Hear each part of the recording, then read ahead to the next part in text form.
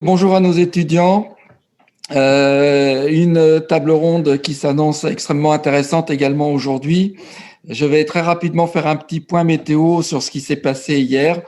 Pas très longtemps parce que nous avons pas beaucoup de temps, mais juste pour vous dire qu'on a fait hier une table ronde avec quelques étudiants de TSP sur 1h30, 2 heures à peu près, et que je suis prêt à renouveler l'expérience avec évidemment les étudiants de IMT, BS.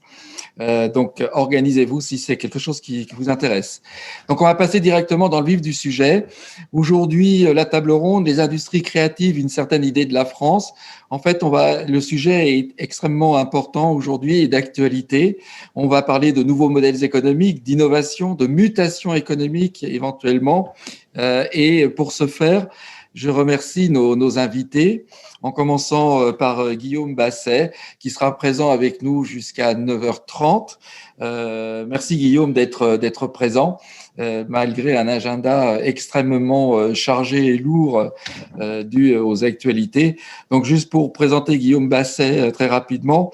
Guillaume, délégué au territoire d'industrie auprès de Monsieur le maire, ministre de l'économie et des finances, et de Madame Jacqueline Gouraud, ministre de la cohésion des territoires. Il sera face à Gilles Bouchard. Merci Gilles d'être présent également. Gilles est le CEO d'Executive Business Accelerator, qui est un accélérateur international d'entreprises, past VP Harvard Angels, entrepreneur investisseur dans plus de 250 entreprises à travers le monde, 14 ans dans l'industrie digitale, 16 ans dans le monde de l'industrie financière. Et donc, je ne vais pas aller plus loin parce que sinon, ça me prendrait beaucoup plus de temps. Et René-Louis Haddac, je remercie particulièrement puisque c'est l'animateur de notre table ronde.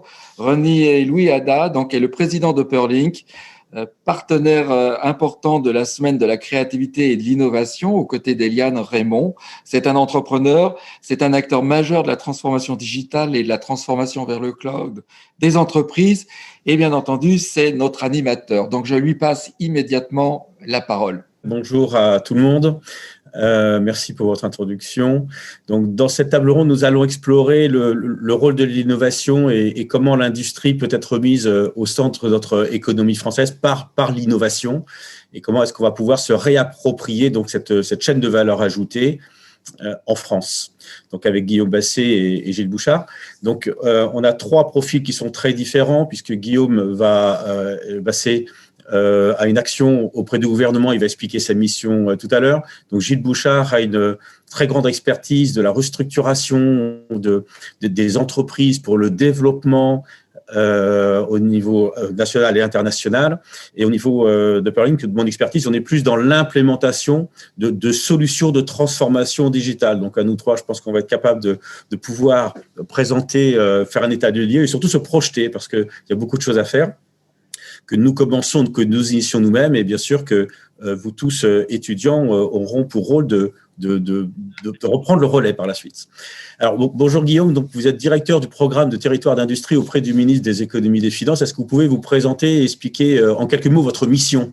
Bonjour à toutes et bonjour à tous. Donc effectivement, Guillaume Basset, moi je suis délégué au territoire d'industrie. Donc on a aujourd'hui en France 148 territoires d'industrie, ce sont les territoires les plus industriels du pays, les territoires du fabriqué en France. Et on essaye, en particulier dans ce contexte de crise, à les accompagner pour les aider à la fois à faire face, c'est compliqué aujourd'hui, et en même temps à préparer la suite. Donc, ce sont des territoires dans lesquels vous allez travailler. En tout cas, on le souhaite un jour au service de l'industrie.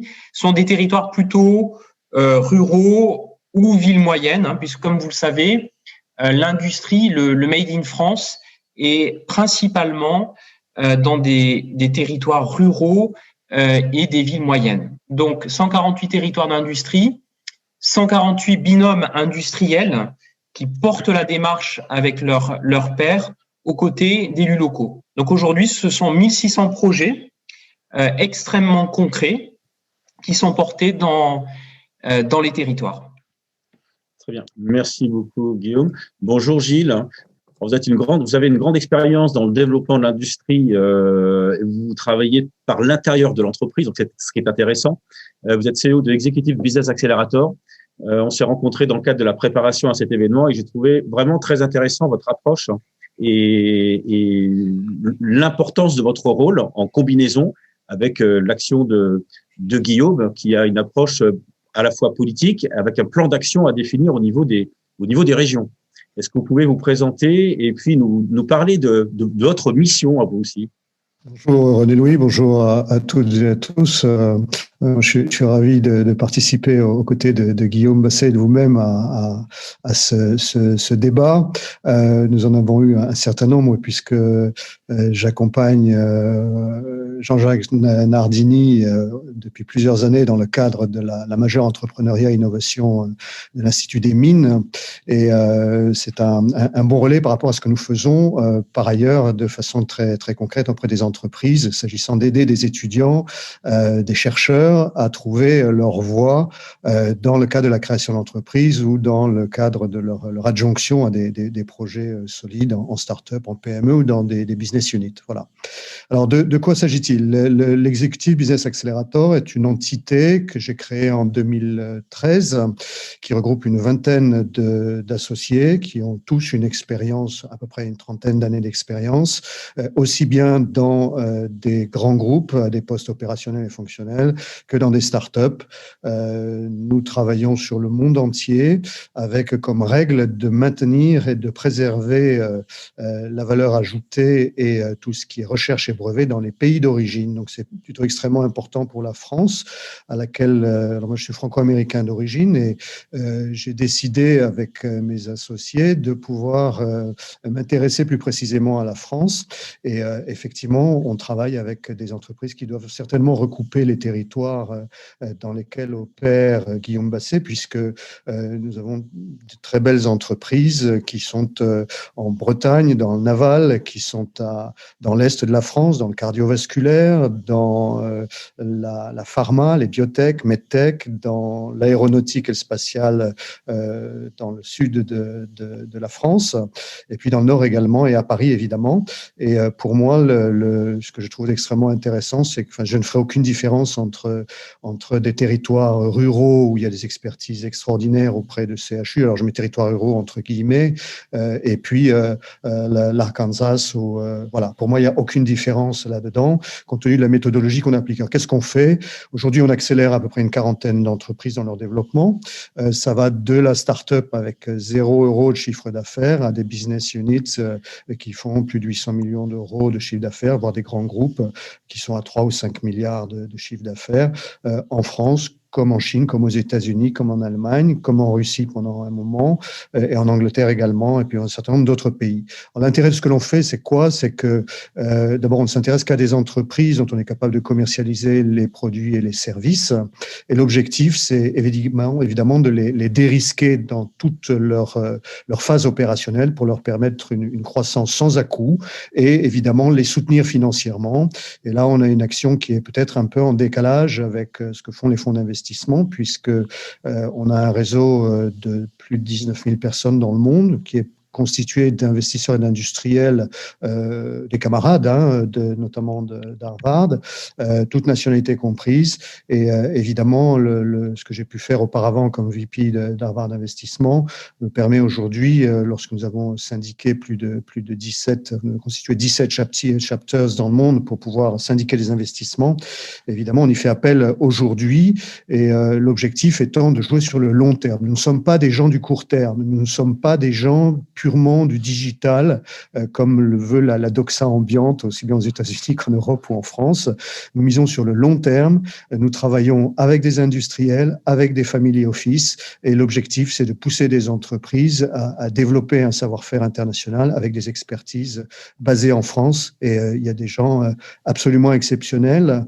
Et ça a été d'ailleurs l'un de mes objectifs en revenant en France en 2011, que d'aider de pouvoir me remettre en contact avec des ingénieurs que j'avais rencontrés aux États-Unis, qui souhaitaient rentrer en France et qui ont évidemment des expertises extraordinaires puisqu'elles sont souhaitées et recherchées à l'étranger sans forcément être mises en œuvre comme il le faut en France. Et heureusement, c'est un mouvement qui a bougé et qui est parfaitement soutenu notamment par l'Institut des mines télécom qui a bien compris comment on pouvait mixer l'expertise d'étudiants, de jeunes étudiants, à la fois sur la recherche et sur le management. Et c'est ce que nous mixons, nous, en permanence dans les entreprises dont nous accélérons le développement.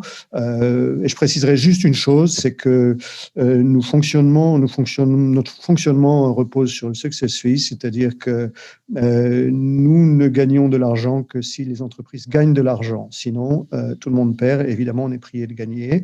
Et ces fees fonctionnent à la fois sur des contrats industriels et commerciaux que l'on va chercher ou que l'on transforme, et sur les opérations financières destinées à renforcer les fonds propres de ces entreprises, aussi bien en bas de bilan qu'en haut de bilan. Voilà, on aura l'occasion d'en reparler.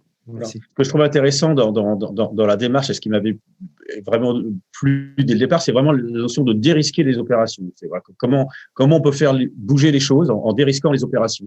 Alors, juste en 2 mots, donc je présente nos activités au sein de Parlig. Donc, notre rôle, c'est d'implémenter donc des solutions qui vont permettre, liées à l'industrie, par exemple, de pouvoir automatiser donc toutes les procédures une fois qu'elles sont définies, travailler sur tous les outils d'assistance à l'opérateur, travailler sur la production adaptative et développer des produits intelligents dédiés. Donc, on est dans le développement, dans la mise en place des infrastructures, dans la sécurisation des environnements. Guillaume, concrètement, dans vos actions, vous avez parlé de plusieurs centaines d'actions qui sont lancées aujourd'hui sur différents territoires, la quasi des 148 territoires, si je ne me trompe pas, qui sont ciblés. Vous êtes allé fin septembre à Alès, donc il y a eu un accord qui a été signé avec la région. Donc concrètement, en fait, ces accords liés à ce développement des territoires, ça consiste en quoi? Et ces actions, si vous pouvez donner quelques exemples d'actions en fait liées à ce développement et cette assistance. Bien sûr. Donc, parmi les 1600 projets, on a des projets à la fois individuels d'entreprise, par exemple autour de la transition digitale, la transition écologique, l'extension des capacités de production, donc plutôt des projets portés par des entreprises individuelles. Donc, par exemple, dans le territoire d'industrie d'Alès, qui est un territoire historiquement industriel avec de belles pépites encore industrielles, on va soutenir à l'occasion du plan de relance 3 entreprises et notamment un projet de relocalisation en provenance du Royaume-Uni dans le domaine de la santé. Donc ça, ce sont des projets très concrets qui créent de l'emploi dans les territoires, qui créent de l'emploi à l'issue de vos formations et des emplois de très, très grande qualité et très, très bien rémunérés dans des PME et dans des ETI. Et puis ensuite, on a des projets collectifs qui sont des projets portés à la fois par un collectif d'industriels en partenariat avec les collectivités locales. Donc, ça peut être, par exemple, la création d'un centre de formation. Ça peut être comment on transforme nos zones d'activité en France qui sont aujourd'hui extrêmement vieillissantes en des sites industriels 4.0, comment on gère mieux nos déchets, comment on va mieux gérer la ressource en eau, comment on va apporter de nouveaux services aux salariés de l'industrie en termes de crèches, en termes de dessertes en transport propre. Voilà, c'est sur ce type de projet sur lesquels on travaille aujourd'hui au quotidien. Alors, à la fois avec les industriels, leurs représentants, l'UIMM, etc., mais aussi avec les collectivités locales, puisque c'est un programme qui est piloté par les élus locaux aussi. et c'est très important, à la fois les régions, vos régions, et puis les maires et présidents d'intercommunalités. Voilà. Comment vous allez aider les entreprises dans la relocalisation? Vous avez raison de dire aider. Moi, je ne crois pas aux relocalisations sur la base de seules injonctions politiques. Les relocalisations, elles seront possibles à titre prioritaire pour des raisons de compétitivité, de maîtrise des risques et également de comportement d'achat à la fois des entreprises et des consommateurs. Donc, le rôle de la puissance publique, c'est de faire en sorte que ces projets de relocalisation, et on travaille aujourd'hui sur environ 200 projets, ça ne veut pas dire que les 200 projets vont se transformer en réalité, mais d'une part de les aider du point de vue réglementaire, faire en sorte que on leur simplifie la vie. On sait que ça peut être compliqué compte tenu de notre tradition administrative, mais on a mis en place dans le cadre, par exemple, des territoires d'industrie, ce qu'on appelle les sites clés en main. Donc, des sites clés en main, ce sont des terrains pour lesquels on dit aux investisseurs, qu'ils soient étrangers ou français, si vous investissez sur ces terrains-là, on vous délivre toutes les autorisations en moins de 10 mois. Donc, les autorisations environnementales, les autorisations en termes d'archéologie préventive ou encore les autorisations en matière d'urbanisme. C'est souvent le parcours du combattant des industriels. Donc déjà, on va essayer de leur simplifier la vie. On a mis en place d'ores et déjà 78 sites clés en main répartis sur l'ensemble du territoire. C'est pas suffisamment connu encore des industriels. Pourtant, c'est très concret, c'est une solution pragmatique. On n'est pas dans les incantations, mais là sur une solution concrète. Et puis, on va aussi les accompagner financièrement. Donc moi, dans le cadre de territoire d'industrie, j'ai et du fonds territoire d'industrie dans le cadre du plan de relance, puisque le Premier ministre a annoncé une enveloppe de 400 millions d'euros pour les territoires d'industrie. J'ai une vingtaine de projets de relocalisation. Donc, on va les subventionner et puis leur offrir toute une palette d'outils. Et puis, en parallèle, il y a environ 170 à 180 projets qui sont traités dans un autre cadre et ce qu'on appelle les secteurs critiques où un appel à projet a été lancé et qui s'appelle Résilience. Et donc, l'objectif, c'est d'essayer de transformer plusieurs dizaines de projets d'ici l'année prochaine. Sur la santé, sur la chimie, sur les intrants de l'industrie, sur l'électronique, mais pas seulement. D'accord. Gilles, vous avez une vision, vous, de macro, en plus de votre action, j'allais dire, microéconomique auprès des entreprises. Donc, vous cherchez effectivement pas tant les aides, alors qui est important au niveau des aides, l'accompagnement du gouvernement, mais vous êtes vraiment dans l'aspect business, c'est qu'une entreprise doit être autonome par elle-même, elle doit gagner de l'argent en fait pour vivre, pour se développer, et c'est tout votre rôle au sein des entreprises. Et vous avez une vision de segmentation en fait des entreprises par industrie créative, innovation, traditionnelle, secteur clé. Est-ce que vous pouvez nous en dire un peu plus sur cette vision en fait et les actions à faire sur ces différentes industries? Nous intervenons, j'allais dire, dans l'aspect bras dans le cambouis. Et si vous me demandez quel est mon métier, moi je suis un mécanicien d'entreprise, très clairement. Donc l'objectif, c'est que ça tourne, que les moteurs tournent et que ça fonctionne. Voilà, avec des choses qui sont soit à réparer, soit qui sont au garage depuis très longtemps, soit qui sont sous la poussière, soit qui rentrent dans un endroit où elles sont pas habituées à rouler. Voilà, très très clairement. Alors c'est vrai que d'un point de vue, je veux dire, strictement macro, on pourrait, j'aurais plutôt tendance à distinguer, si vous voulez, en termes de réindustrialisation, plusieurs choses. Il y a des industries de haute technologie, il y a des industries traditionnelles, et puis il y a effectivement des secteurs clés en amont des industries, et Guillaume Basset vient bien de le souligner quand il parle de santé, de chimie, quand il parle d'électronique, voilà, quand il parle de résurgence de territoire territoire j'allais dire, dans le cadre de son programme Résilience, à remettre en forme, si j'ose dire, et puis créer surtout l'écosystème qui permette de constituer j'allais dire, le réceptacle de tout ça. Nous, on n'est pas tellement dans le réceptacle, on est dans qu'est-ce que l'on met dedans et comment ça tourne. Alors évidemment, on aurait plutôt tendance à dire on se débrouille tout seul, parce que la réalité d'une entreprise, c'est effectivement de se démerder tout seul, très clairement. Après, il y a ce que vous faites de la vie et ce que la vie vous donne, hein. C'est comme pour n'importe quel individu, une entreprise, c'est pareil. Voilà, donc il faut être d'abord dans qu'est-ce que l'on fait. Et moi, je pense que il y a effectivement à distinguer plusieurs sujets là-dedans. On a de la transformation industrielle ou de la réindustrialisation qui passe par un socle industriel existant, et on entend beaucoup parler. Je trouve que le sujet est un peu accaparé à l'excès, et heureusement que l'action des territoires industriels vient remettre les choses d'aplomb.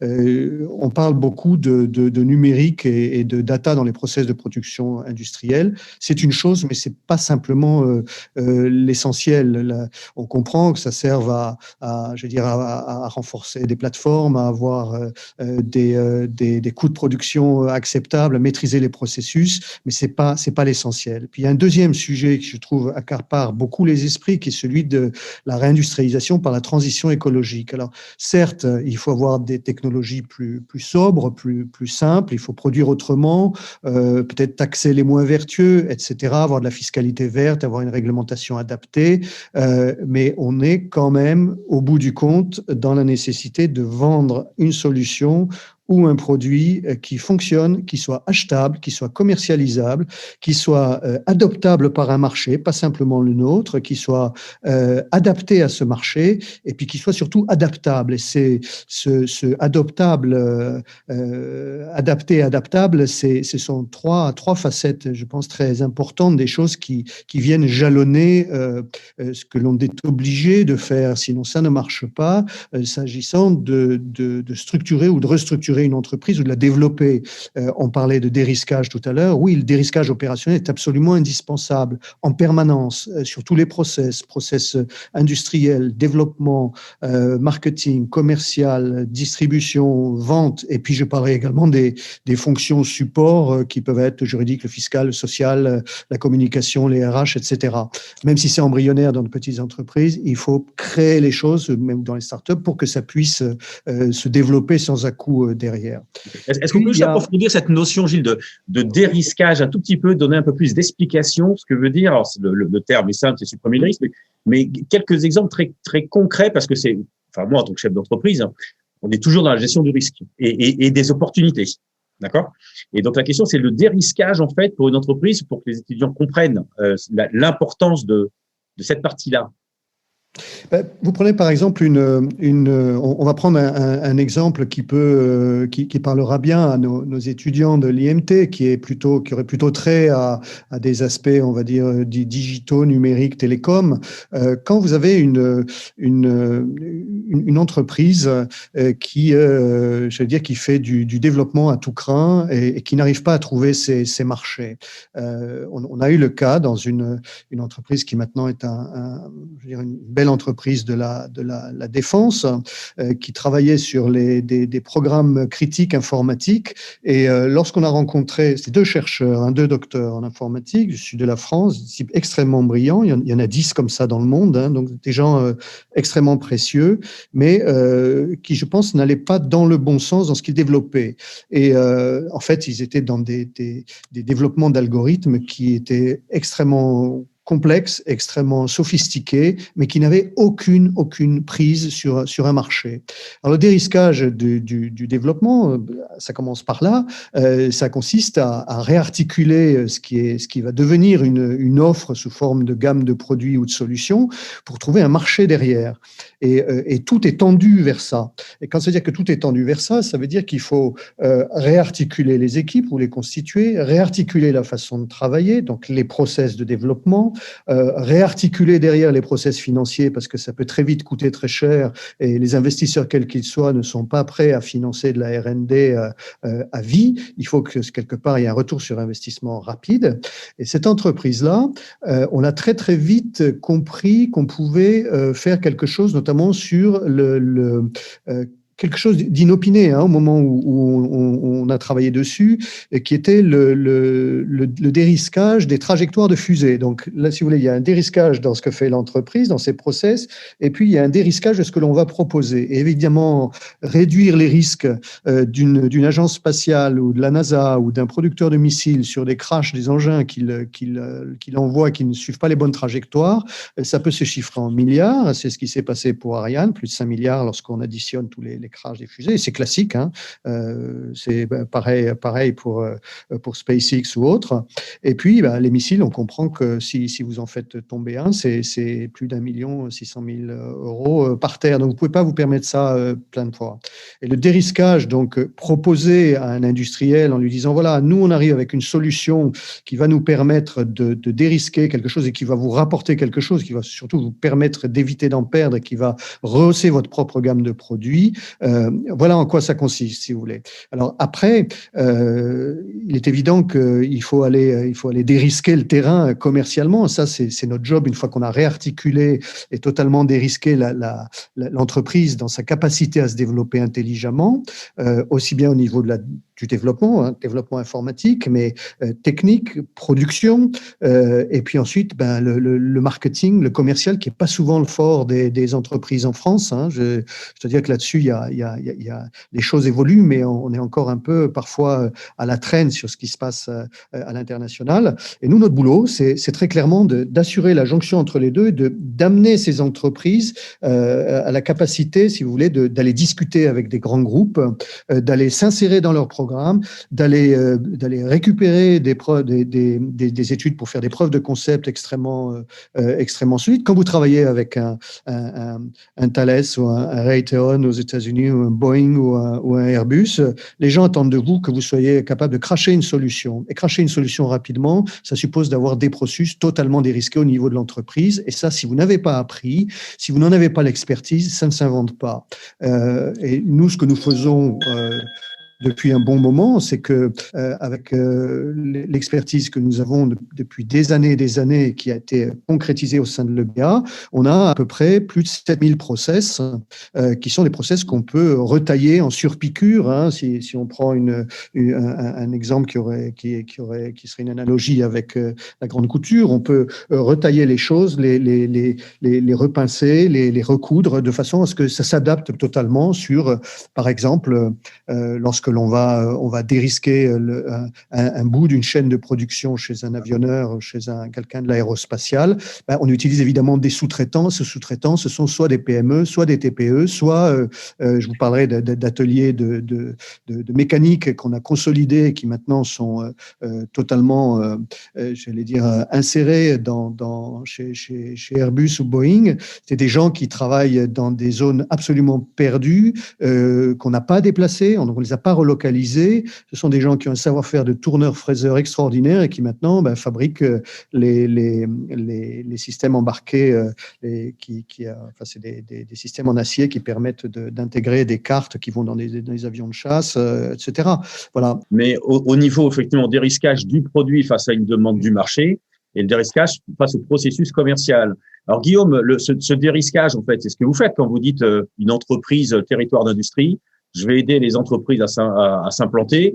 Et effectivement, quand on sait aujourd'hui que quand une entreprise veut s'implanter, il faut faire des recherches archéologiques et on ne sait jamais quand ça aboutira. Alors, je dis pas qu'il faut pas les faire, attention, qu'on se trompe pas. Mais le problème, c'est l'incertitude. Et l'incertitude, c'est du risque dans une entreprise. Et on peut pas commencer à investir sur un sujet et pas savoir quand est-ce que les entrées vont faire. Ce que disait Gilles, effectivement, si jamais les entrées se font pas, c'est l'input-output. Si jamais l'argent rentre pas, c'est compliqué d'investir et de se projeter. Donc, du coup, le dérisquage, c'est votre rôle. Oui. Alors, face au risque, la meilleure réponse, en fait, c'est la confiance. Et en fait, on se rend compte que on a regardé justement la précédente crise et la précédente crise financière de 2008-2009. si on regarde la trajectoire des territoires industriels, les territoires qui ont su se repositionner, quand on regarde par exemple la valeur ajoutée industrielle de ces territoires ou les emplois industriels, sont des territoires où il y a des traditions de coopération entre industriels et avec les acteurs locaux, et pas forcément au sein d'une même filière. On cite par exemple la Vendée, mais il n'y a pas que la Vendée. Vous pouvez regarder en Alsace, vous pouvez regarder aussi dans certains territoires de Bourgogne, etc. Ces territoires-là ont su se repositionner parce qu'il y a de la confiance entre les acteurs locaux et ça permet de dépasser les risques. Donc ça, c'est le constat un peu général et l'ensemble des solutions un petit peu pragmatiques dans cette période de crise pour faire face ensemble. On essaye de les encourager. Je pense par exemple à l'initiative qui a été prise il y a quelques jours par la région Pays de la Loire avec 5 industriels ambassadeurs de la French Fab où ils ont monté en fait une plateforme de partage de matériaux, de compétences, y compris de bâtiments industriels pour voir comment en cette période de crise on mutualise et on fait front. Et donc je pense que par rapport au risque, voilà, la meilleure réponse c'est créer les conditions de la confiance et puis ensuite créer les outils de la confiance. Voilà. Après, sur territoire d'industrie, lorsqu'on subventionne un investissement, on participe aussi de la maîtrise des risques, d'une certaine façon. Donc, il y a eu une enquête qui avait été faite par le cabinet EY après le premier confinement et qui indiquait que seulement 11% des industriels maintenaient leur projet d'investissement.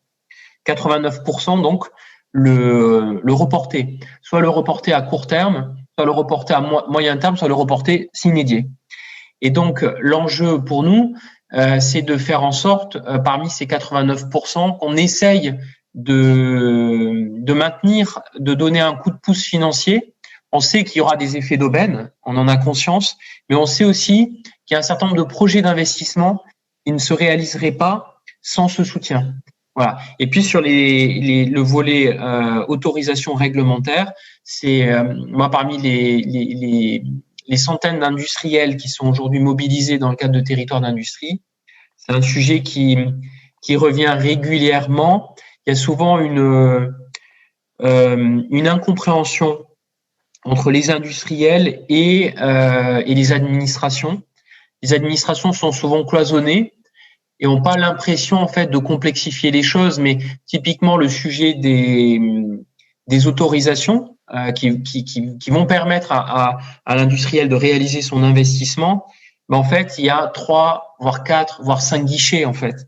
Et si on prend on l'analyse par guichet, effectivement il n'y a pas forcément d'abus ou de zèle excessif, mais c'est plutôt la déconnexion des calendriers des autorisations.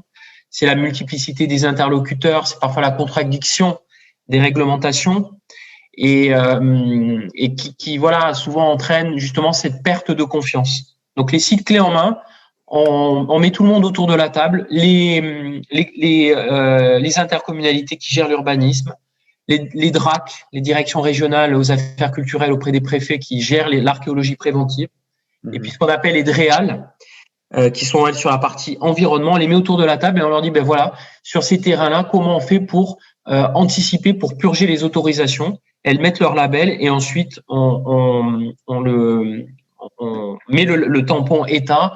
Et le président de la République avait dévoilé 12 sites clés en main à Choose France à Versailles en janvier. Et les ministres en ont présenté 66 en juillet à Chalon-sur-Saône. Et puis on va continuer. Et dès le mois prochain, on va lancer un nouvel appel pour une nouvelle génération de sites dits clés en main. D'accord. Donc, on parle, en fait, le thème, c'est l'innovation, la créativité. On a l'impression qu'on n'en parle pas, mais on en parle directement parce que si on n'a pas ces facilités d'implantation, il n'y a pas de créativité. Et Gilles, tout à l'heure, vous disiez quelque chose d'important, c'est que je résume, je simplifie vos propos. Le digital, c'est bien, mais c'est pas une fin en soi. Digitaliser l'entreprise, c'est pas une fin en soi. Et Guillaume, vous disiez à l'instant, effectivement, qu'il y avait beaucoup de projets, en fait, près de 85% des projets d'investissement qui avaient été annulés. Alors, effectivement, nous, on l'a remarqué auprès de nos projets, de nos commandes, de clients qui voulaient se transformer. Alors, dans un cadre applicatif, puisque nous, on est en bout de chaîne, hein. Guillaume, vous êtes là pour définir les politiques pour aide. Gilles, il est là pour aider les entreprises dans leur stratégie, dans leur réussite. Et nous, on est derrière pour les aider à implémenter. Donc, c'est une nouvelle technologie, en fait, hein, pour pouvoir rentrer dans le cadre des stratégies, déployer des stratégies définies en amont. Mais on s'est rendu compte, effectivement, qu'il y a eu beaucoup de projets qui ont été reportés, s'inédiés. Mais on s'est rendu compte aussi, il y a quelques mois, quand même, qu'il y a une relance de ces projets à notre niveau micro, donc petit par rapport à l'échelle de la France. Donc, mais ceci dit, il y a quand même une relance, une volonté. Donc, l'innovation, effectivement, c'est pas une fin en soi. Il faut y aller. Mais moi, je me pose la question. Je me suis beaucoup posé la question pourquoi une entreprise relocaliserait sa production en France, alors que au cours des différentes décennies et lors de conférences antérieures, Olivier Lonzi a bien expliqué que pendant des décennies, on a sorti toute notre chaîne de production. Pourquoi est-ce qu'il leur mettrait en France? Et je me disais que il faut qu'il y ait une valeur économique à ça. S'il n'y a pas de valeur économique, si c'est du financement, ça marchera pas. Il faut trouver l'argent, donc ça n'a pas de sens, ça n'a pas d'équilibre. Donc, il faut trouver la valeur économique. Et je me suis dit qu'effectivement, je me suis dit ce que tout le monde pense, hein, que l'innovation était un élément important. Donc, l'innovation qui va nous permettre effectivement de créer des produits plus durables déjà. Donc, ce sujet, ce que vous disiez Gilles et Guillaume aussi, c'est que cette notion d'économie durable, c'est un vrai élément. Mais cette économie durable passe aussi par un marché et par des changements de comportement de consommation. Je m'explique. On est rentré depuis très longtemps. On est dans une situation où on consomme et on jette. Donc, c'est anti-durable. Et l'idée, c'est comment je fais pour consommer plus durable. Et pour consommer plus durable, ça veut dire quoi? C'est que les entreprises vont peut-être moins vendre. L'acheteur va acheter plus cher, surtout si c'est fait en France, par rapport au coût de la main-d'œuvre, qui est plus élevé. Il ne faut pas s'en cacher, c'est juste une réalité. Et je me suis dit, effectivement, pour faire du produit plus durable, il faudra avoir un produit qui soit plus durable, mais sur lequel l'entreprise, l'industrie arrive à être compétitif, quitte à pas forcément gagner de l'argent sur la vente du produit, mais arrive à vendre un service durable dans le temps. Et là, on est dans l'objet connecté, on est dans l'innovation, on est dans la créativité. Mais ça passe par un changement des comportements des consommateurs. C'est être capable, effectivement, plutôt qu'acheter un produit qui va être beaucoup moins cher produit en France, je vais acheter un produit en Chine, je veux dire acheter un produit en France. Et dans ce produit en France, m'assurer d'un service complémentaire au-delà de la durabilité et que j'ai un retour. Voilà. Donc, il y a un changement de comportement. Ce changement de comportement, donc, du marché pour avoir les produits adaptés, est-ce que c'est pas une question de politique aussi? Les relocalisations, ce que je disais tout à l'heure, hein, ça peut pas fonctionner sur la base de la seule injonction politique. Si on regarde d'ailleurs la création d'emplois industriels sur les 10 précédentes années, donc 2009-2019, les relocalisations ont représenté 1% de la création d'emplois industriels dans notre pays. L'essentiel de l'emploi vient soit de création d'usines, mais qui ne sont pas des relocalisations en tant que telles, soit et surtout d'extension de sites industriels existants. Donc, il faut avoir une approche extrêmement pragmatique. Moi, je pense que il y a deux éléments importants. D'une part, c'est effectivement la sécurisation des chaînes d'approvisionnement sur les segments les plus stratégiques. Moi, j'ai vu à l'occasion de mes déplacements dès janvier, février, avec notamment la fermeture des frontières chinoises, les premiers impacts en fait. Je l'ai vu notamment dans le cadre d'un déplacement à Vienne-Condrieu. Non, c'était pas Vienne-Condrieu, c'était à proximité de Grenoble. Vienne-Condrieu, où justement on a commencé à voir là les premiers effets. Donc il y a quand même une prise de conscience des industriels sur une partie certes minoritaire de leurs intrants, la nécessité de sécuriser, parce qu'ils ont vu l'impact financier en fait pour leurs entreprises. Ça c'est le premier point. Donc je fais référence notamment à une étude qui a été menée par les acheteurs, notamment le Conseil national des achats et en partenariat avec Price, où ils ont établi environ 58 catégories de produits où effectivement il y a nécessité sans doute de sécuriser davantage. On a un taux de dépendance qui est quand même relativement élevé en France sur des consommations intermédiaires étrangères, à peu près à 24%, beaucoup plus que nos amis italiens, par exemple, ou même nos amis anglais ou espagnols. Donc, on est sur des niveaux de dépendance plus élevés. Ça, c'est le premier point. Et puis, le deuxième point, je pense effectivement, même si ça doit pas être un objectif, mais c'est un moyen, je pense qu'effectivement, tout ce qu'on appelle de manière un peu pompeuse l'industrie du futur ou l'industrie 4.0, ça doit permettre aussi de regagner des marges de compétitivité. Et donc, effectivement, dans un contexte où l'argent est pas cher, on assume à travers France Relance d'accroître effectivement l'endettement, mais pour investir. Et aujourd'hui, moi, sur territoire d'industrie, on devrait confirmer d'ici à la fin de l'année le soutien à environ 200 projets d'investissement. Et de manière globale sur France Relance, c'est environ 3000 entreprises industrielles qui ont fait une demande sur des projets d'investissement. C'est à peu près 10% de l'industrie. Donc c'est beaucoup en termes de nombre d'entreprises mobilisées. Mais voilà, je pense qu'il ne faut pas être dans de l'incantation. Il faut surtout parler de localisation, de reconquête industrielle. Et moi, je ne crois pas aux relocalisations hors sol. Mais je porte la voix des territoires. Je pense pour relocaliser, on a besoin de le faire dans des territoires où il y a une acceptabilité sociale de l'industrie. On peut pas réindustrialiser contre les gens, contre la population. Donc, il faut qu'il y ait une envie d'industrie. C'est souvent des territoires qui ont une histoire avec l'industrie. Et puis des territoires où il y a des savoir-faire, où il y a des compétences, où il y a des centres de formation, où il y a des centres de recherche. Et ça s'invente pas en 6 mois. Voilà. Alors on parle des pays comme la Chine, on peut parler des États-Unis. Moi, ce que j'ai trouvé intéressant, c'est que dans un article, si je me trompe pas, c'était sur le journal Industrie, où on annonçait, Guillaume, votre nomination au poste de directeur des programmes des territoires d'industrie.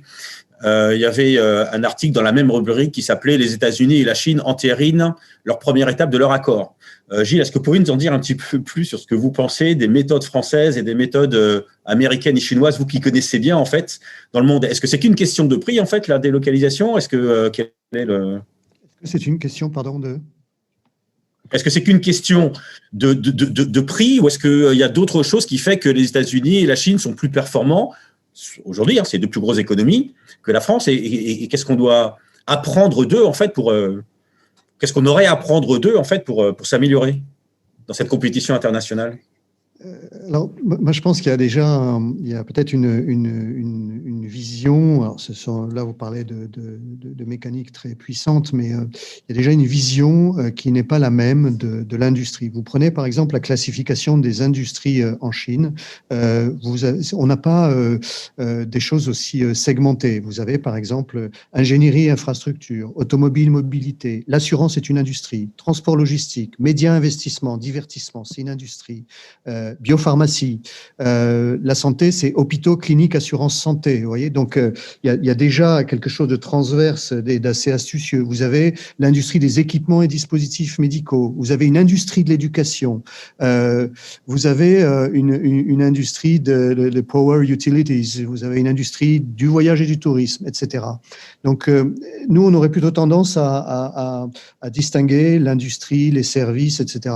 Je crois déjà là, il y a une approche qui est un peu différente et il y a une industrie du secteur public. Le public sector est quelque chose de totalement considéré comme une industrie, au même titre que le gaz et le pétrole avec la pétrochimie et le raffinage. Voilà. Et quand on regarde ça, c'est très novateur de dire ça, je trouve, dans la démarche. C'est bien. Non, mais c'est excellent parce que ça veut dire quoi? Ça veut dire que ces gens-là, plus d'ailleurs les Chinois que les Américains, ont une vision transversale, collective évidemment, et puis une vision, alors je vais utiliser le terme cluster, mais on va le retirer de son contexte Covid, mais vraiment une vision de cluster industriel où vous pouvez compter effectivement sur du collectif, vous pouvez compter sur des appuis publics, vous pouvez compter sur des appuis privés, et puis d'investissement et autres, qui font que derrière, vous arrivez à sortir des entreprises qui sont solides.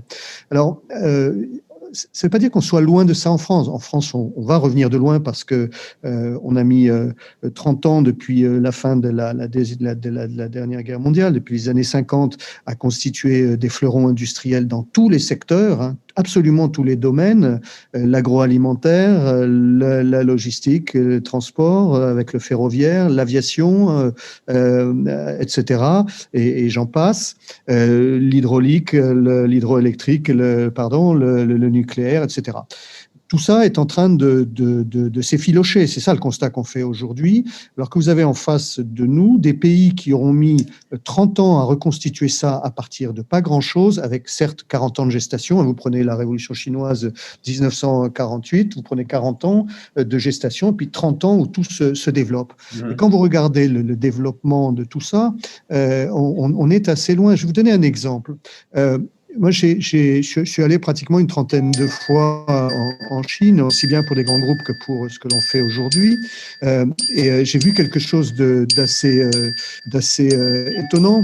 Quand on parlait de start-up dans les années 2013-2014 en France et aux États-Unis, en Chine, les industriels avaient été priés de mettre, non pas des incubateurs, mais d'intégrer chez eux des startups. Et moi, j'avais discuté avec un industriel de la plasturgie, un type qui est un groupe assez étonnant, hein, où il m'avait montré ces bâtiments. Vous avez le premier bâtiment qui est la direction générale, et puis en aile, hein, une série de bâtiments avec la production, le développement, le marketing, le commercial, le financier, etc.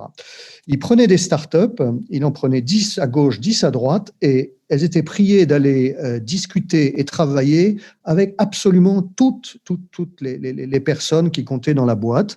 Alors, quand ils passaient à la production, ils faisaient à la fois un stage et en même temps, ils expliquaient ce qu'ils faisaient. Et évidemment, les Fab Labs étaient intégrés, si j'ose dire. Les incubateurs, accélérateurs étaient intégrés. Et puis, quand les choses prenaient forme et qu'il y avait possibilité pour un industriel, soit de diversifier, soit de monter quelque chose qu'il pouvait proposer dans sa région ou dans une autre région, un autre industriel dans un autre secteur, les choses passeraient tout seules, si vous voulez. Donc, cette espèce de tapis roulant qu'on essaie de reconstituer en France et qui est difficile à faire, il a tous les ingrédients pour fonctionner. Et moi, je suis assez sensible à ce que disait Guillaume Basset à propos de confiance et de collectif. Si vous n'avez pas la confiance, y compris des dirigeants avec lesquels vous travaillez. Nous, quand on travaille avec des dirigeants, on se met en situation de copilote, hein. Donc, ça suppose, évidemment, on ne prend pas de participation dans les entreprises pour éviter les gestions de fait, mais on est en copilote pour développer quelque chose et faire quelque chose de solide. Alors, je vais vous donner un exemple. On travaille aujourd'hui avec une pharma. Un exemple de relocalisation avec l'aspect industriel. On travaille avec une boîte de pharma qui développe un médicament, et on s'est aperçu que cette entreprise, au travers de la fabrication de médicaments, avait des projets, ça c'est en travaillant, en regardant les salles blanches, etc., on s'est aperçu qu'ils avaient implémenté, construit d'autres automates. On est dans le domaine du sang, hein, c'est un spin-off de l'établissement français du sang. On est dans un domaine où ces gens-là ont la capacité de construire des automates, et c'est pas rien, il y en a 0 aujourd'hui, il y a un potentiel de 35 000 automates à plus de 200 à 300 000 euros chaque automate. Qu'est-ce qu'on a fait? On est allé chercher, ça a pris 2 semaines, une entreprise qui, elle, fabrique des instruments médicaux.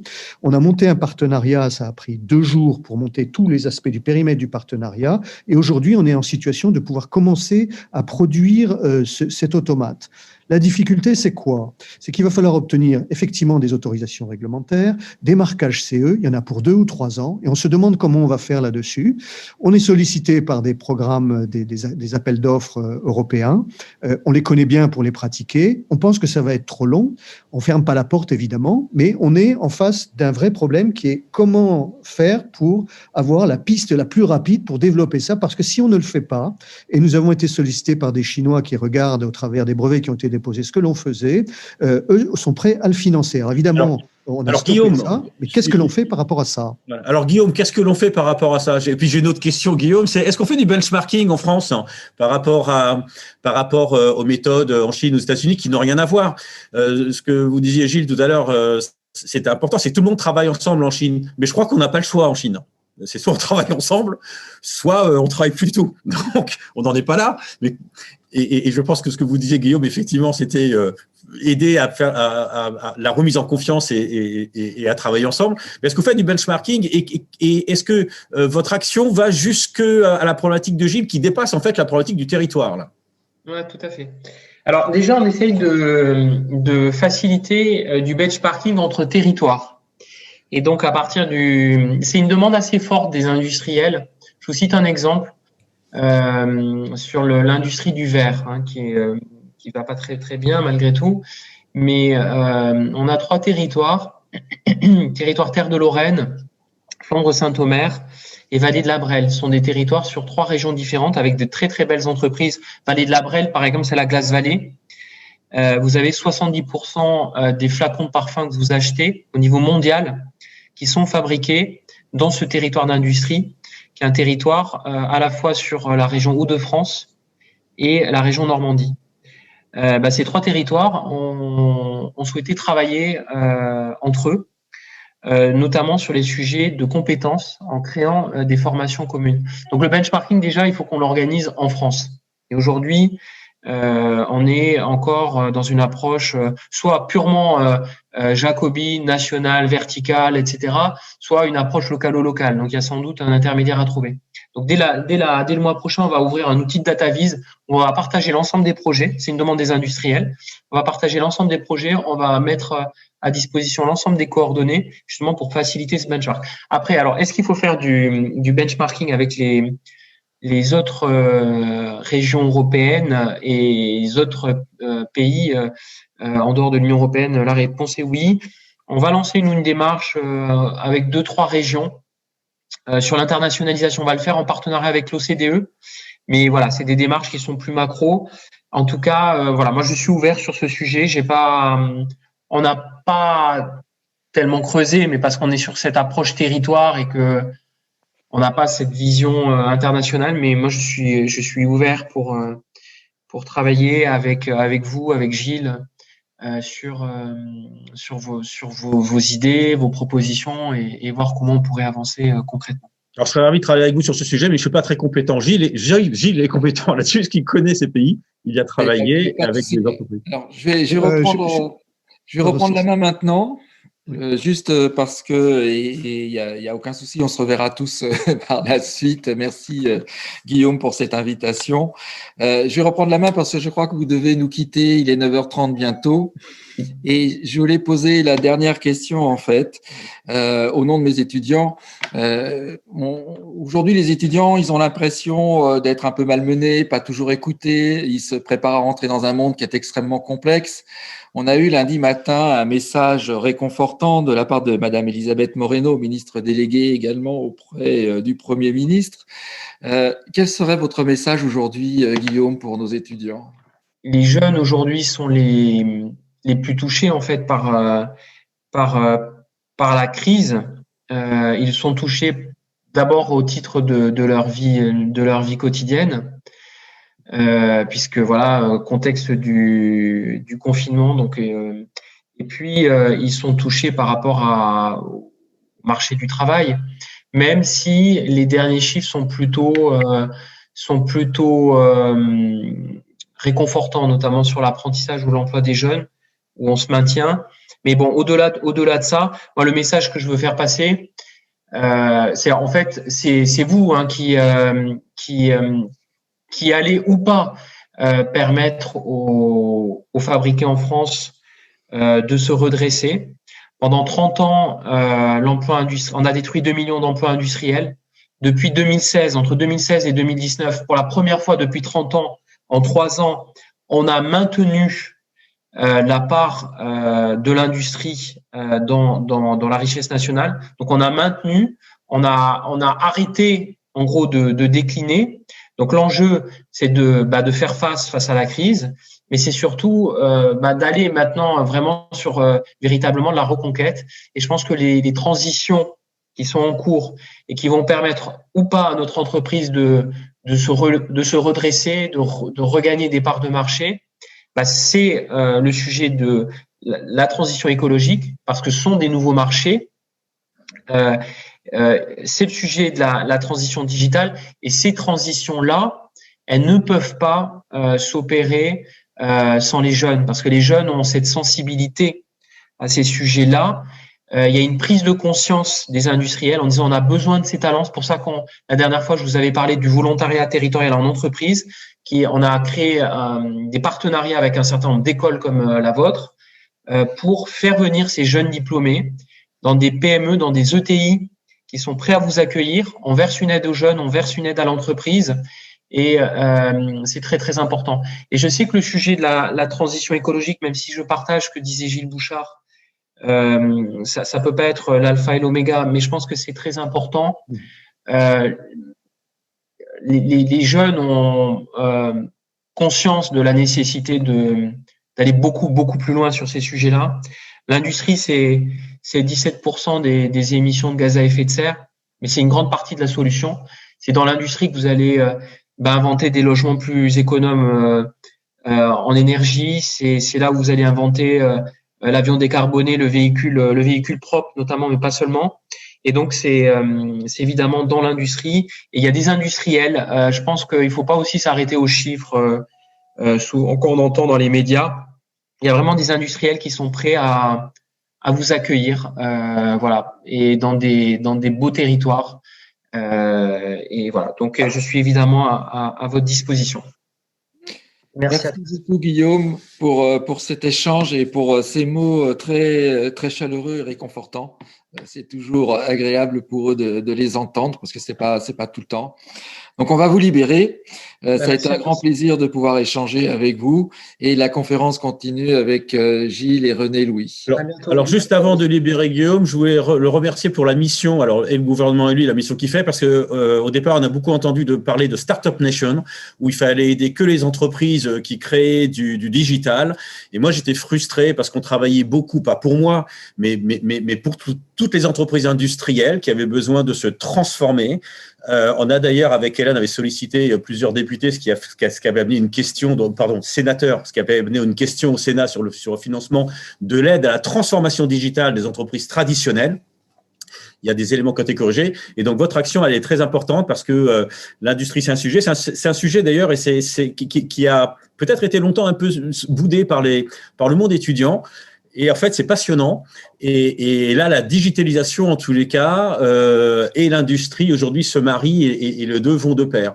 Donc, vous avez un rôle important dans cette démarche-là. Donc, bravo pour vos actions et pour votre mission.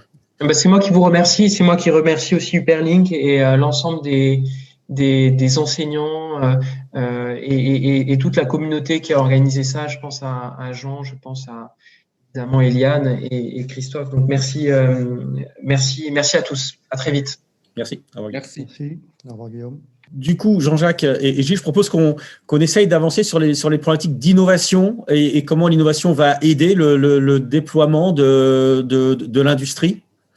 Quand on parle d'industrie 4.0, je crois que ça vaut le coup peut-être de rappeler certaines définitions. Alors, je vais prendre moi mon approche de l'industrie 4.0 et puis après, Gélie, je vous laisserai rebondir sur le sujet. Mais pour moi, l'industrie 4.0, c'est ce qui doit permettre justement cette relocalisation de l'industrie.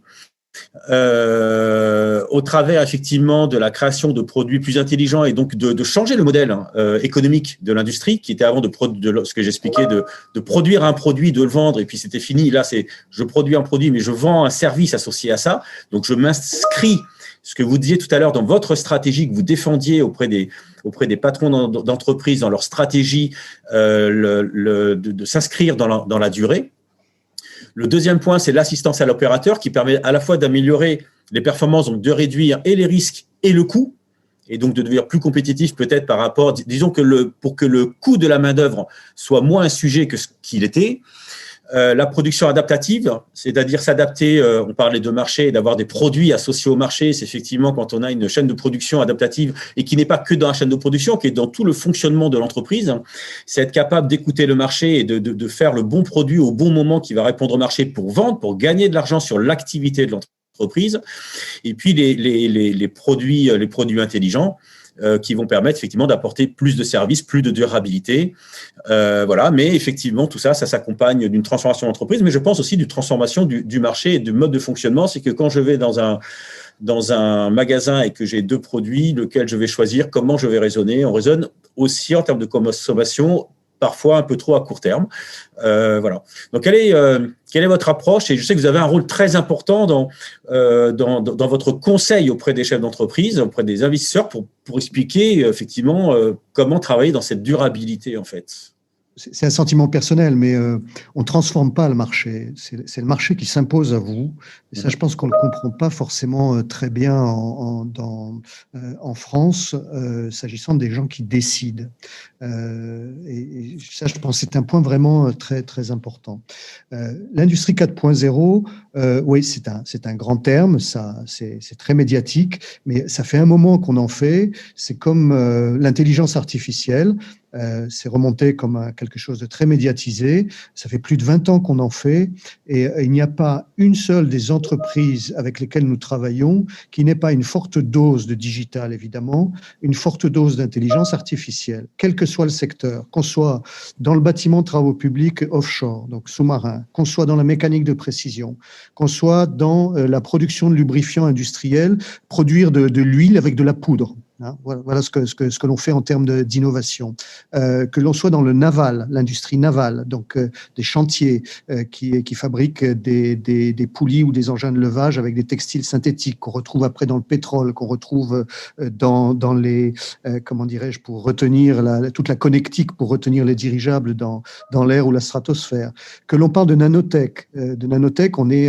Nous travaillons avec une entreprise qu'on a sortie de l'Institut Pierre-Gilles de Gênes, sorti entre guillemets, c'est un spin-off.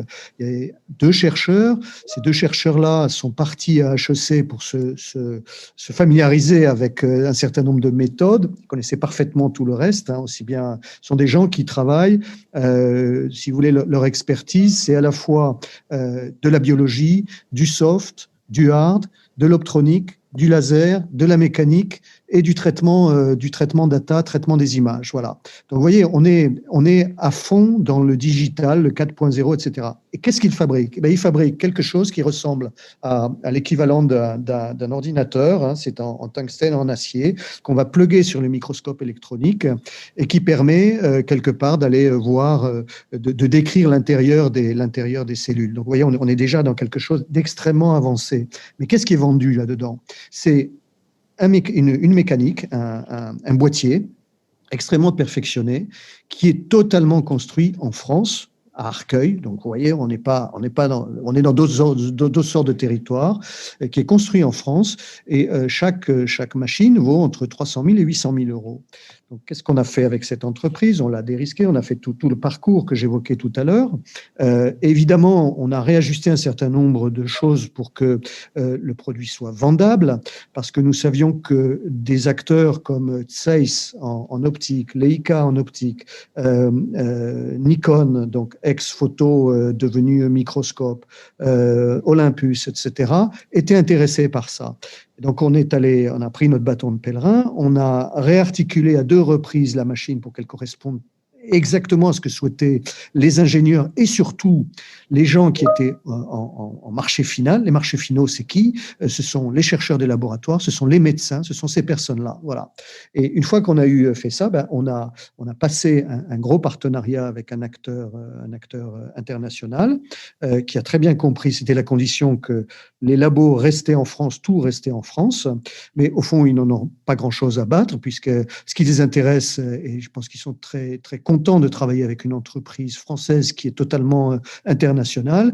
Ce qui les intéresse, c'est d'avoir un produit qui soit nickel. Les produits sont nickel. Et il n'y a pas que du produit, il y a du service.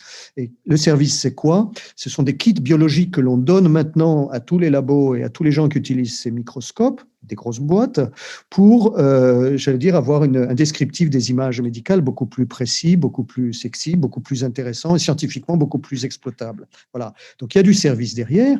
Et puis, on a mis en place également un système qui permet non pas de produire des machines pour les vendre immédiatement, on les produit, on les vend en leasing et ça permet de les faire tourner en démonstrateur dans le monde entier pour faire venir des industriels ou des labos qui viennent voir les machines en question et qui disent nous, on aimerait bien l'utiliser, la tester. Donc, on les met en test sur 2 ou 3 mois.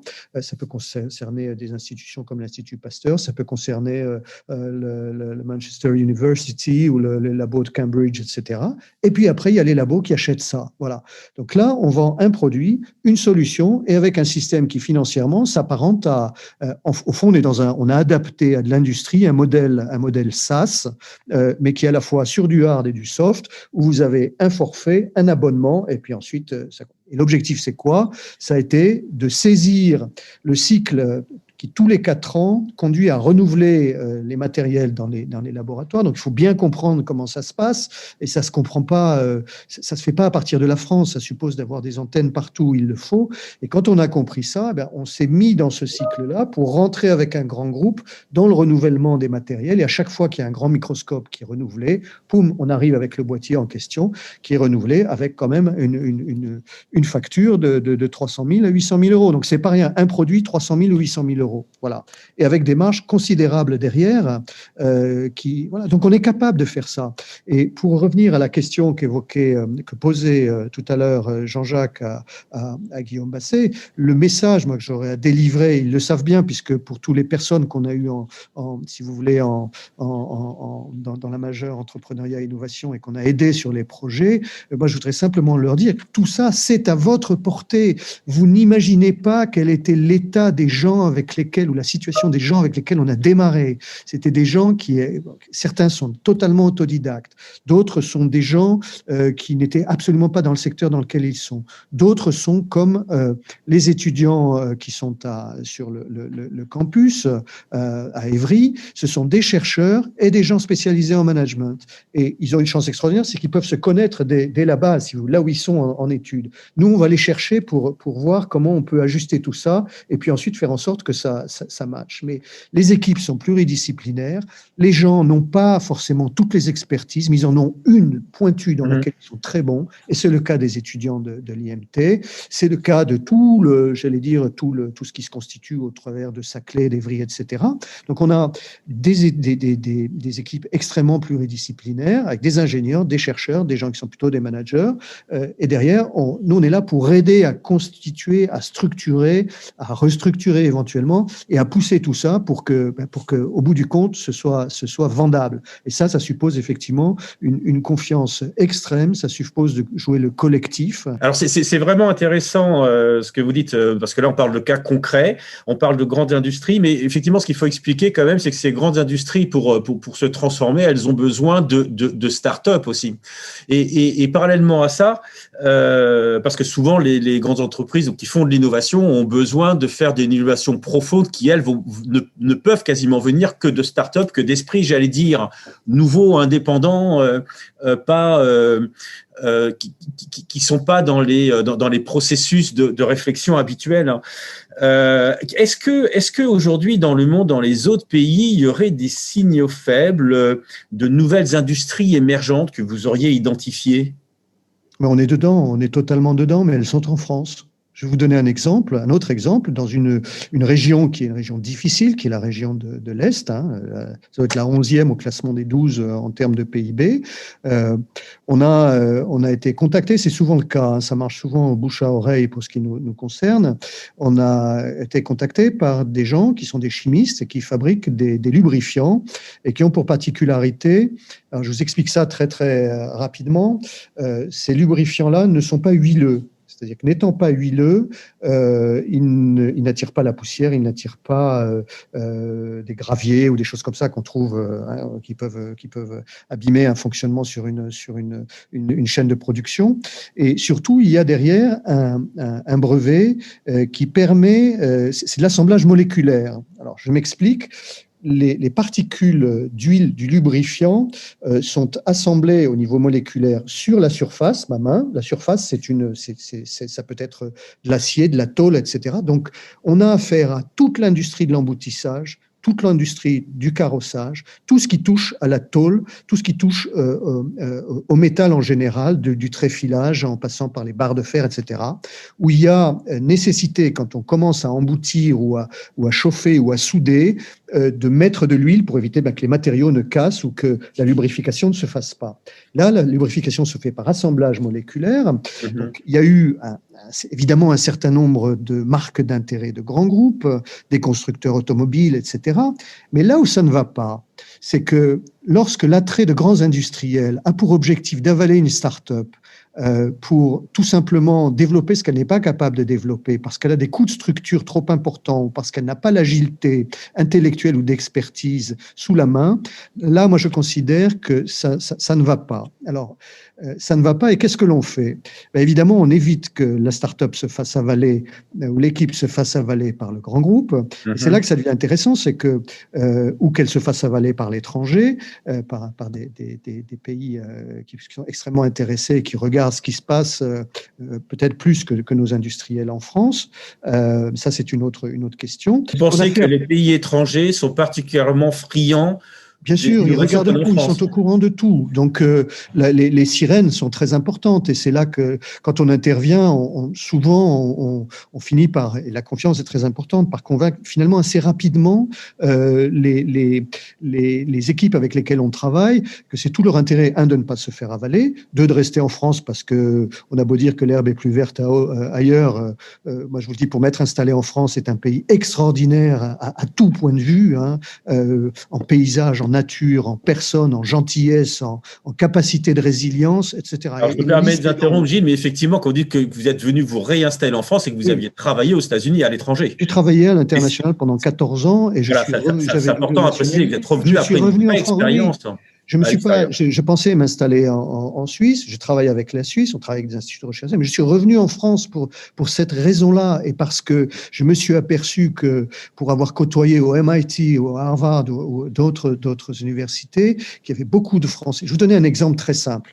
Le type qui sort de Polytechnique, qui est brillantissime, qui se fait courtiser par une boîte américaine ou un institut de recherche, on lui offre un programme de développement au MIT ou ailleurs. Et puis après, c'est assez simple. Mon petit camarade, tu vas rester chez nous, on va t'envoyer en Californie, tu vas voir, c'est top, on t'offre la bagnole, la maison, éventuellement la petite copine s'il faut, etc. C'est comme ça que ça se passe. Vous m'entendez bien, c'est comme ça que ça se passe. Alors le gars qui est un peu perdu ou qui se dit très bien, on va se le jouer Far West, etc., il y va. Et quand vous le revoyez 10 ans plus tard, essoré, numéro 3 d'une boîte qui fait 200 ou 300 millions de dollars, dont il est le géniteur, dont il est vraiment à la base le fondateur. C'est exactement ce qui s'est passé avec Ford. Ford, le constructeur automobile. Ford était un type intelligent, mais le numéro 2 de Ford, c'est un type qui a démarré dans la construction de frigidaires et qui était français. Faut pas l'oublier. Voilà. Et qui a mis en place le Fordisme. C'est intéressant. Je pense que c'est intéressant à voir. Donc, face à ces cas c'est vraiment des cas de conscience, ces cas existentiels, nous, on fait en sorte très rapidement de dire, écoutez, faites-nous confiance, on va aller chercher le marché qu'il faut, on va aller développer les choses. Et c'est là que la France, je pense, a un atout énorme et que des personnes comme l'action de Guillaume Basset est extrêmement importante, c'est que la France a su très, très rapidement, et ça, elle sait très bien le faire, reconstituer un écosystème. Alors, peut-être qu'on endette trop les entreprises, ça, c'est un autre sujet, mais reconstituer un système d'aide qui font que des entreprises peuvent passer un certain temps à se chercher pour finalement arriver à s'ajuster à un marché. Et c'est jamais très évident. Mais le jour où ça le fait, vous avez des systèmes type CICE, crédit d'impôt, etc. Et ça, c'est ça qui aide les entreprises à se maintenir pendant un certain temps. Alors, il y a cet aspect-là. Et puis, il y a peut-être une deuxième chose qui est importante. Je vais vous donner un exemple. Ouais. On a réussi à adosser une entreprise de 10 personnes à un gros groupe français, un groupe de la défense. Mais cette entreprise-là n'est pas avalée. On a mis en place des accords de licence croisée, des accords de distribution croisés. En gros, on fait en sorte que cette entreprise puisse utiliser ce que lui met à disposition ce groupe, c'est quand même un groupe de 5 milliards pour une entreprise qui avait 0 chiffre d'affaires.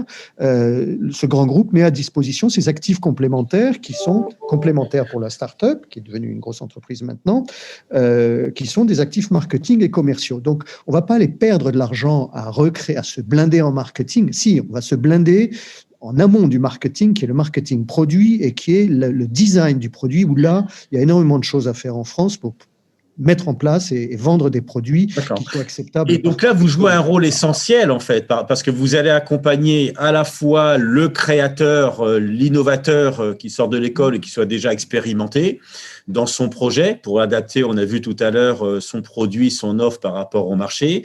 Mais vous allez aussi accompagner la grande entreprise qui a besoin effectivement de ces innovations. Vous allez expliquer à l'un qu'il ne faut pas qu'il se fasse avaler, mais comment vous allez expliquer à l'autre qu'il ne faut pas qu'il avale le plus petit, le créateur? Parce que c'est plus compliqué cette partie-là, non? On l'a vécu de l'intérieur, René Louis. Moi, j'ai fait plus de 60 restructurations, j'ai été dans des grands groupes, je sais comment ils fonctionnent. Et ce que l'on apporte, et qui je pense est très important pour des jeunes entrepreneurs, voire des PME, des TPE, c'est qu'on apporte, on connaît le langage de ces gens-là, on sait comment ils fonctionnent, et surtout, on a la capacité d'aller discuter directement avec le COMEX d'un grand groupe ou son directeur général. Quand c'est pas amical, c'est très correct, c'est très protocolaire, mais ça devient très amical. Et à la fin, ce sont des conversations du type écoutez ou écoute. Voilà, nous on a une très belle boîte à te présenter. Vous avez une difficulté là-dessus dans votre groupe. Si vous l'avalez, ce sera mort. Ces gens-là ne produiront plus rien pour vous. Vous les aurez étouffés. Et surtout, vous allez les mettre entre les mains de gens qui, dans votre groupe, ne sont pas forcément des gens très actifs et n'ont qu'une seule idée, c'est d'aller pomper ce qui est à l'extérieur pour se le réapproprier. Et ça n'est pas acceptable, c'est un jeu à somme nulle. Si vous l'expliquez à un opérationnel, il va jouer peut-être le double, il y aura une certaine duplicité. Si vous l'expliquez à un patron de grand groupe, il va tout de suite comprendre ce qu'il peut faire, il va tout de suite comprendre derrière qu'il a tout intérêt à faire développer très rapidement ce qu'il n'est pas capable de faire développer chez lui, y compris dans des groupes de la défense, parce qu'il est trop lourd, parce qu'il y a des coûts de structure très importants, puis parce qu'il y a une notion de risque. Et là, quand vous lui proposez ça, vous externalisez le risque. Si ça ne marche pas en termes d'image, pas de problème, parce que ces choses-là se font en toute confidentialité, ça c'est extrêmement important, mais si ça marche, si vous voulez, vous développez quelque chose dans un laboratoire hors groupe, et puis une fois que c'est fait, vous pluguez les tuyaux de l'expertise sur le groupe à tous les niveaux, voilà. Mais au passage, vous contournez éventuellement la direction d'innovation ou autre qui n'est pas forcément la plus active parce qu'elle n'est pas opérationnelle. Et qu'il faut aller voir, c'est les gens qui sont sur l'opérationnel et qui construisent. Alors Gilles, on arrive sur la fin. Je vais juste peut-être dire un petit mot, Jean-Jacques, avant de te laisser la parole. Oui. Moi, quand j'entends tout ça, je partage. Je suis un optimiste sans fin. D'ailleurs, on ne peut pas être chef d'entreprise si on n'est pas optimiste. Voilà. Donc c'est important. Sinon, on ne produit pas, on ne s'investit pas. Mais moi, ce que je voudrais dire par rapport à ça et par rapport à mon expérience, c'est que quand les étudiants sont parfois inquiets de ce qui les attend par la suite, moi, je suis inquiet de ne pas avoir assez d'étudiants, en fait, armés pour venir nous rejoindre et participer, en fait, à tous ces changements. Il y a vraiment beaucoup de choses à faire en transformation. L'innovation, ce n'est pas une fin en soi. D'accord, on peut faire de l'innovation par rapport à monter une start-up, de l'innovation ou participer à de l'évolution, à du changement au sein d'une grande entreprise ou au sein d'une PME. La démarche va être différente dans un cas comme de l'autre. Dans tous les cas, il faut être persistant, d'accord, que je sois dans une grande entreprise, une PME ou start-up, il faut être persistant. Il faut avoir des idées, il faut partager ses idées. Plus l'entreprise est grande, plus c'est peut-être difficile de partager ses idées auprès de personnes qui soient décisionnaires, mais il ne faut pas lâcher le morceau, tout en restant dans les règles de ce que définit l'entreprise. Et puis, si jamais on n'est pas bien là, on peut bouger d'une à l'autre. La mobilité, aujourd'hui, ça connaît bien les jeunes. Et ce n'est pas forcément un mal, bien que je pense que c'est bien d'avoir une certaine constance pour l'évolution, pour l'appréhension, pour s'enrichir. Voilà, et le partager. Ouais. Voilà. Merci beaucoup René-Louis pour cette conclusion et je vais prendre la parole effectivement pour expliquer et dire aux étudiants que le monde tel qu'on peut le percevoir semble être complètement siloté, c'est-à-dire qu'on vous met dans un rôle, nous on a un rôle, les industriels ont un rôle, les hommes politiques ont un rôle, en fait c'est pas vrai. Il y a une transversalité qui existe, il faut juste la mettre en place, il faut la créer, il faut la provoquer, il faut aller voir, il faut rencontrer, il faut échanger avec les personnes et c'est absolument ça qu'il faut retenir. Vous n'êtes pas enfermé dans un rôle d'étudiant à qui on va insuffler ou vous demander d'apprendre par cœur des choses. Vous avez à construire et vous avez encore plus à construire aujourd'hui dans le monde que nous sommes en train de vous laisser. Peut-être pas dans le meilleur des états qu'on aurait souhaité, mais c'est ce qui se passe aujourd'hui. Je vais juste terminer avec Gilles. Merci René-Louis pour cette animation extrêmement intéressante et dynamique. Gilles, une petite question qui en fait relève de cette incompréhension qui existe de la part des étudiants de cet environnement qui est le nôtre. Beaucoup d'étudiants pensent que vous êtes, à tort évidemment, mais je vais vous laisser répondre, pensent que vous êtes un manager de transition. Le métier d'accélérateur d'entreprise, qui est votre expertise en fait, en France, ça n'existe pas ou très très peu. Donc, qu'est-ce que vous répondez à cet étudiant, à Soufiane en particulier, qui nous pose cette question? Alors, évidemment, je ne suis pas un manager de transition comme toutes les personnes qui travaillent à l'EBA. Nous ne sommes pas un incubateur, nous ne sommes pas un accélérateur au sens français du terme. Et d'ailleurs, on songe à changer de terme éventuellement à terme. Si vous avez des idées, je suis preneur. Mais on est là pour accélérer le développement d'entreprises. Et on n'est pas du tout en management de transition. Le management de transition, ça consiste partout, dans tous les pays, à prendre un directeur financier que vous allez mettre dans une boîte qui a besoin d'un directeur financier, soit pour des raisons de budget, soit parce qu'il faut réarticuler les choses. Voilà. Ça va être pour un RH, ça va être pour un directeur opérationnel, ça va être… Voilà, c'est ça en général qui se passe. Nous, on n'est pas du tout là-dedans. Quand on rentre dans une entreprise, d'abord, je précise qu'on ne prend pas de participation et on n'a pas d'accord financier avec cette entreprise pour éviter la gestion de fait. Mais qu'il s'agisse d'une PME, qu'il s'agisse du patron d'un grand groupe ou qu'il s'agisse d'une start-up, c'est un travail en copilotage. C'est-à-dire que on prend les manettes comme si vous étiez dans un petit avion. On s'assied, la personne s'assied à côté de nous ou on s'assied à côté du pilote. Et puis, il y a un moment où on lui explique comment ça se passe. Voilà, tu vas virer à gauche, tu vas virer à droite, comment on fait un looping, comment, etc. Puis ensuite, on va réatterrir et on va démonter le moteur parce qu'il ne l'a jamais fait pour expliquer que là aussi, il faut peut-être dérisquer le vol en démontant le moteur pour être sûr de pouvoir aller faire des loopings en haut, etc. Donc, on est plutôt dans cette mouvance-là. Et quand je dis qu'on est très opérationnel, encore une fois, on fait de la mécanique, c'est-à-dire que ça va jusqu'à y compris à revoir comment on conçoit un produit, ça va jusqu'à y compris sur une chaîne de production à réajuster des machines, ça va jusqu'à… Voilà. Après, quand quelqu'un est en Chine à négocier un contrat de distribution qui ne va pas, cette personne, et nous sommes disponibles 24/24, c'est la façon dont nous fonctionnons, cette personne nous appelle et en direct, on réajuste les choses et on va jusqu'à la table de négociation quand on nous le demande. C'est-à-dire que on est à côté du dirigeant, soit on se fait passer pour son adjoint, soit on se fait passer pour EBA. Et l'objectif, c'est de gagner. Et vous ne gagnez pas, je veux dire, en étant dans une sorte de management de transition. Vous gagnez quand vous êtes totalement en osmose avec l'entreprise. Et quand on parle d'entreprise, quand on parle de dérisquage, quand on parle de commercial, quand on parle de financement, on va jusqu'à y compris. Vous nous demandez de monter une opération d'augmentation de capital. On ne va pas aller chercher des avocats parce qu'on a fait, moi j'en ai fait plus d'une vingtaine, on en a plus de 150 à notre actif. Donc on mobilise 2 personnes là-dessus et l'ensemble, vous m'entendez bien, qu'il s'agisse de ça ou qu'il s'agisse d'une opération de fusion, l'ensemble de la trame, elle est prête en une après-midi. Voilà. Si vous connaissez beaucoup de cabinets de conseil qui sont capables de faire ça, il n'y en a pas énormément, y compris dans les plus grands. Voilà. Et ça n'empêche pas de faire travailler des gens qui viennent des plus grands chez nous. Mais voilà ce que c'est que l'opérationnalité de ce que l'on fait. Quand on va aller travailler avec une boîte qui est en train de mettre au point un produit, ça va aller jusqu'à regarder comment techniquement on peut réajuster les choses. Quand nous sommes sollicités par un groupe chinois qui nous demande de mettre en place un démonstrateur secteur industriel dans l'est du Tibet, je peux vous garantir que c'est une question de tuyaux, c'est une question d'assemblage, c'est une question de réacteurs, et il faut que les choses se boulonnent bien, quoi. Voilà, et que la logistique fonctionne derrière. Je pense que c'est effectivement très clair et j'aime beaucoup la définition que vous avez donnée de votre métier, tous les trois, à 3 niveaux différents. Même René Louis, quand il dit « je suis en fin de chaîne », parce que moi j'interviens à la dernière minute ou sur les derniers mètres, en fait, comme on dit.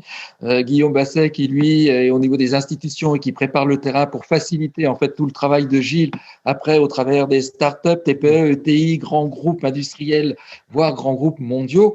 Ce qui montre bien en fait que tout ça, ça fonctionne ensemble, ce qui n'est pas forcément l'idée que l'on a à la base. Et quand vous le dites à un moment donné, et je retiens ce mot-là parce qu'en fait il m'a interpellé et je le trouve vraiment bien. Nous sommes des mécaniciens. Bah oui, nous sommes effectivement des mécaniciens. On a la main à l'intérieur de l'entreprise. Donc on va rester sur cette image-là. Je vous remercie beaucoup pour toutes vos interventions et cet échange extrêmement passionnant. Je pense qu'on ira plus loin, peut-être au travers d'une autre conférence, tellement ça demandait beaucoup plus de développement. Je vous remercie. On va lancer le générique de fin et je voudrais dire aux étudiants, Institut Mines Télécom Business School ou Institut Polytechnique de Paris, que je suis à leur disposition s'ils souhaitent organiser des échanges comme on l'a fait hier après-midi, créer une plateforme. Demandez à Christophe de la mettre en place si vous le souhaitez, il n'y a pas de problème. Nous sommes avec Eliane à votre disposition pour répondre à toutes vos questions. Merci René Louis, merci Gilles, merci Guillaume, et puis à très très vite.